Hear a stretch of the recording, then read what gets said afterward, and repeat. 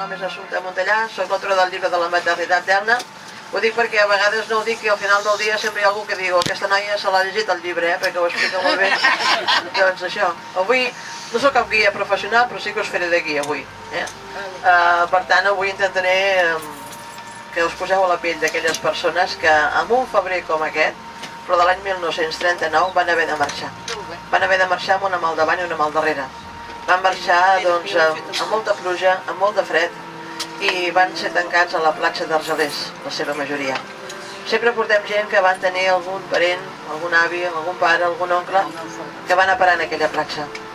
Són la veu dels vençuts, la veu que mai se sent.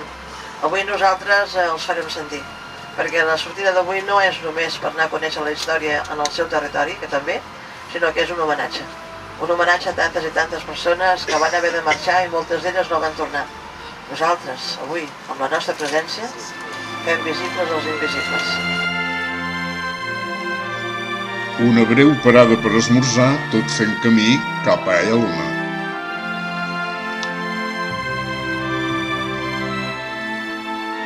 Al principi, la maternitat es va instal·lar en un edifici de brollar que de seguida es va quedar petit i van néixer 18 criatures.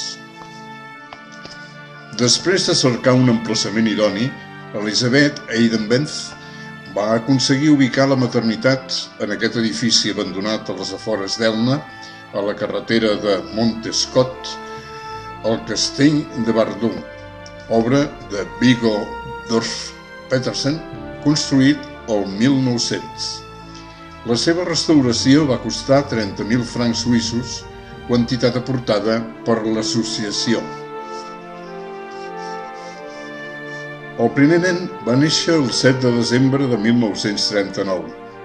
Entre el 1939 fins al 1944 hi van néixer 597 nens.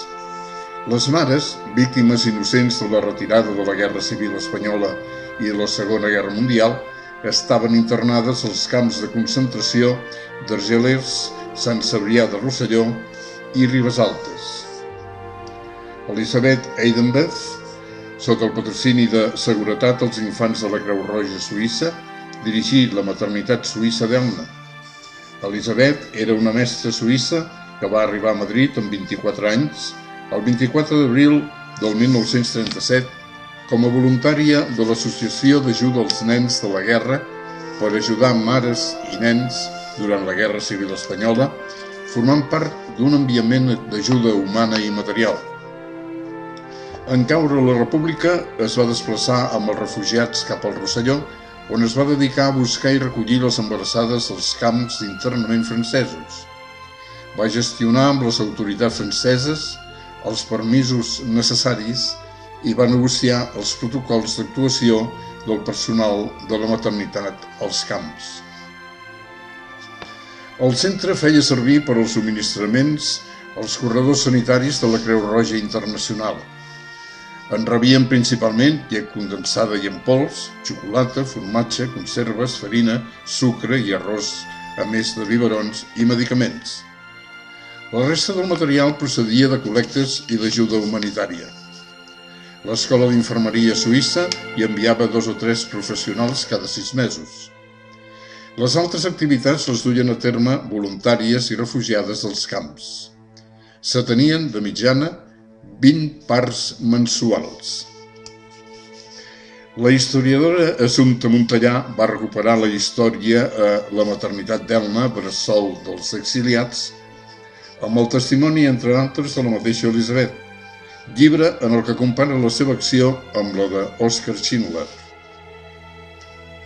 Elisabeth Eidenbenz ha estat guardonada amb la Medalla dels Justos entre les Nacions, 2002, atorgada per l'Estat d'Israel, la Creu de l'Ordre de la Solidaritat Social, 2006, entregada per la Reina Sofia d'Espanya, el Premi Creu de Sant Jordi de la Generalitat de Catalunya, 2006, i la Legió d'Honor del Govern de França, 2007. La maternitat d'Elna disposava de 50 llits distribuïts en habitacions de 4 o 8 llits, Habitacions que havien estat batejades amb noms de ciutats o països com Barcelona, Bilbao, París, Suïssa, Polònia o el Marroc. La sala de naixements era una petita habitació amb un llit, una taula, un lavabo i un armari per als estris de la llevadora.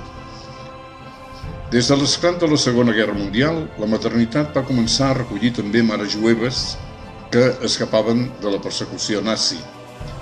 Hi van néixer 200 nens jueus. Quan els alemanys van ocupar el sud de França el novembre de 1942, els van començar a buscar per tancar-los als camps d'extermini davant de l'oposició de la directora, plena d'afany per amagar i salvar els jueus, la qual cosa va fer que la Gestapo fes visites i inspeccions freqüents. L'exèrcit alemany va tancar la maternitat la Pasqua del 1944. Nascuda el 12 de juny de 1913 a Suïssa, Elisabeth va morir a Zúrich, Suïssa, el 23 de maig de 2011.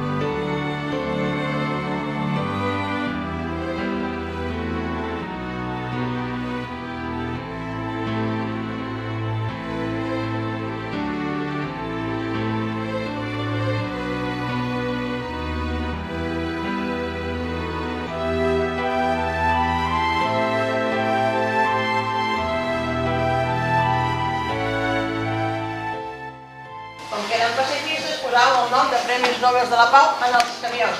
Wilson, fins aquí vaig arribar. El Nancy, el devia conèixer a casa seva, també és un Premi Nobel de la Pau. I el Swingley era un nom d'un capellà protestant molt famós que hi ha. Per tant, el nom dels noms. Les ciutats, o sigui, les habitacions, va voler posar nom a les habitacions perquè volia que les mares recordessin els seus orígens i això minvava l'enyorament. Estem a Madrid, aquí davant hi ha Barcelona, a dalt hi havia Zaragoza, Bilbao, Santander i a les habitacions deia Canigó, perquè tenia el Canigó davant. I Marruecos, per què deia Marruecos la sala davant? Perquè moltes dones tenien aquella mena de por de la Guàrdia Mora de Franco, no en veu? Que violava moltes dones. Llavors van associar la por dels marroquins amb la por de París i la suma de les dues pors va donar de nom Marruecos. Per tant, Marruecos estava aquí. Que era forània, la Madame Fillols. Però no sempre estava aquí quan ho necessitaven, la llei de Murphy, ja ho sabeu. Per tant, van tenir una jugadora important, que totes les mares la recorden, Madame Iva. Madame Iva diu que era una prussiana que quan entrava a la porta deia ai, que dilatar. Esclar, aquí no tenien l'oxitocina que tenim ara, que ens la posen aquí en un tubo i allò dilata. Aquí no tenien oxitocina. Veieu com dilatava? Els feia pujar les escales 25 vegades al dia, amunt, avall, des de baix fins a la cúpula. I ella es posava a sota, al vitrall i mirava cap amunt. I com veia que hi havia una mare que s'encallava i deia i que no dilate, es treia unes assessoretes de la butxaca i deia habrá que cortar. Amunt i avall.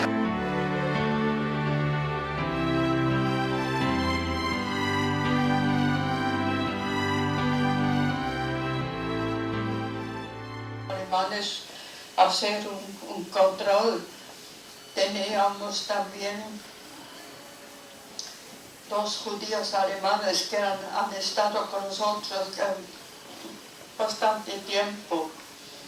Y desde luego, cuando han venido los alemanes siempre había un miedo.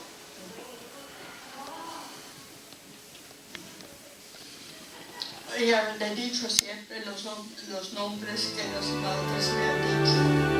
Después ahora sé que algunos eran falsos.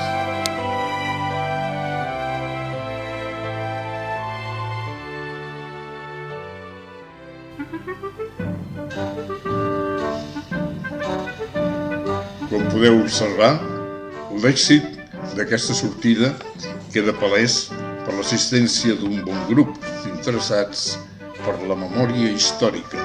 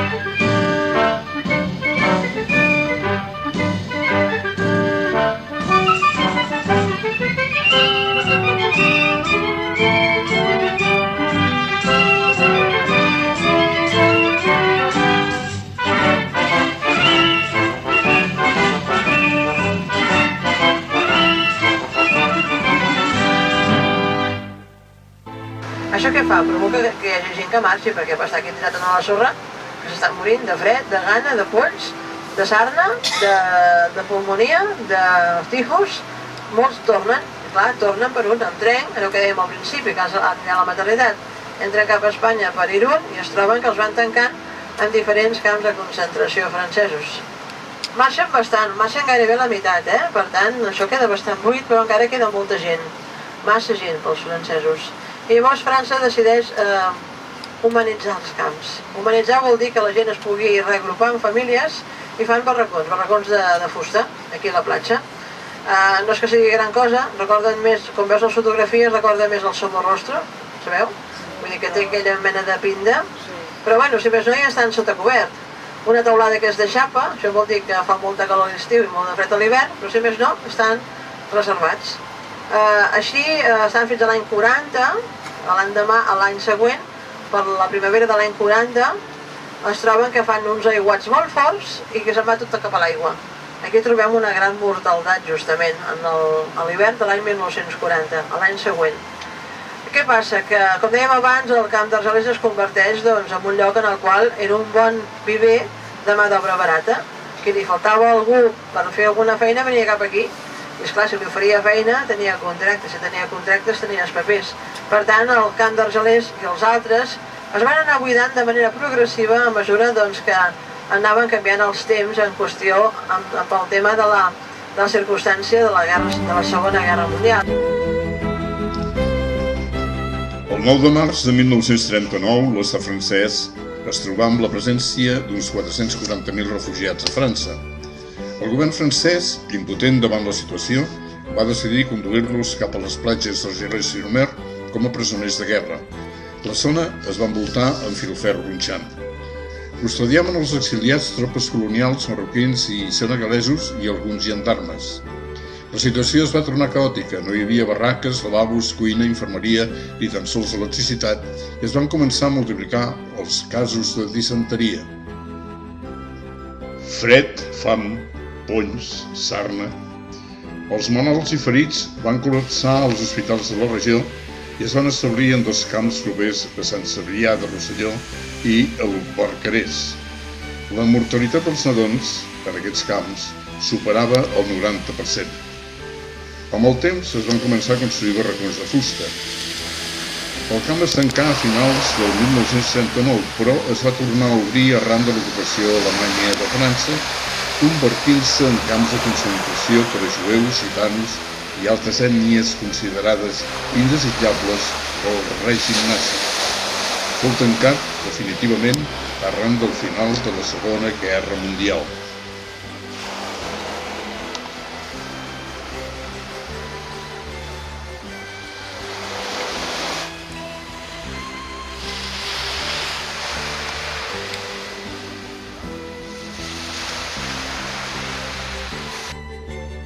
Som a Cotlliure per a retre homenatge a tots els refugiats espanyols fins a l'exili, republicans, que van haver de fugir de la persecució franquista. Quin lloc millor per recordar-los i fer un minut de silenci que davant de la tomba d'Antonio Machado.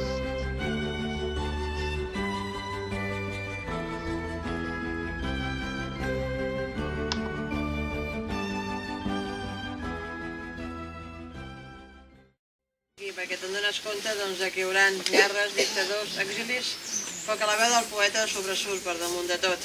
Com deia la carta del seu germà, mireu a banda i banda i veureu que el Machado no està sol. Hi va haver molta gent que van haver de marxar i tampoc van tornar. Mireu els noms, nom de Déu, Vicent, Fabra, Claret, i podem anar mirant noms d'aquí. I realment us puc ben assegurar que són persones que van perdre la guerra, que van haver d'aguantar una Segona Guerra Mundial, per tant no vols caldo, dues tasses, però que, malgrat tot, van guanyar totes les batalles de la vida, totes.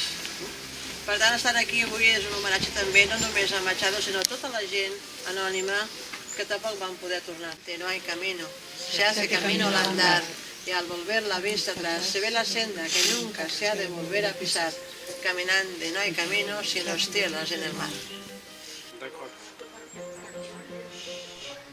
Antonio Machado Ruiz, poeta espanyol, el més jove representant de la generació del 98, va morir el 22 de febrer de 1939. Ana Ruiz, la seva mare, va ser enterrada al costat del seu fill en el nínxol cedit per una veïna de Cotlliure. Més tard, amb unes gestions del pintor Picasso, es va fer la tomba on reposen les seves restes. Cotlliure està agermanada amb Sòria.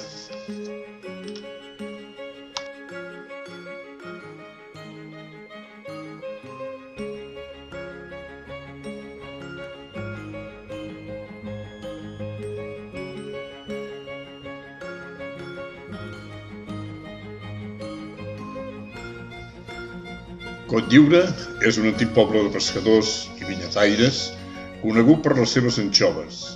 també ha estat motiu d'inspiració per a pintors com Picasso, Dalí i d'altres que han retratat el seu castell, els seus carrerons o el pintoresc campanar de la seva església arran de mar. Un carrer actual de la Vila Vella.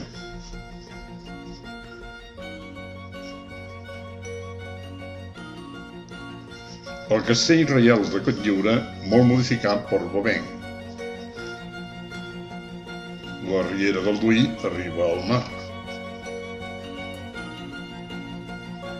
El traçat dels carrers és medieval.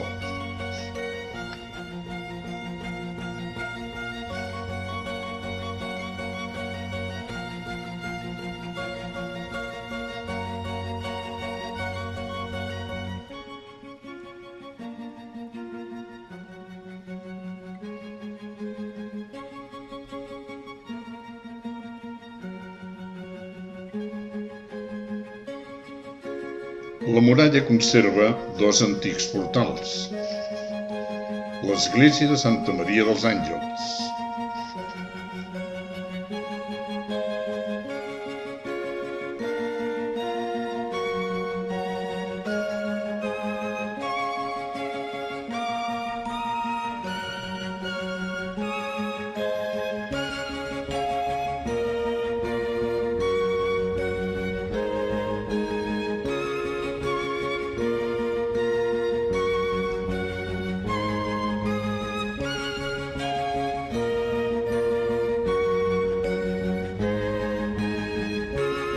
La capella de Sant Vicenç del segle XVIII.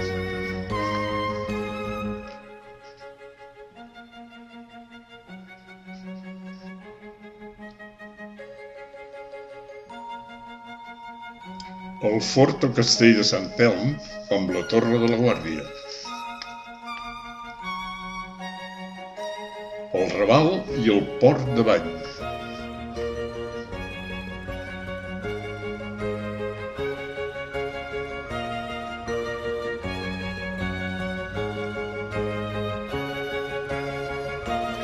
Hom es troba amb noms i esperits catalans.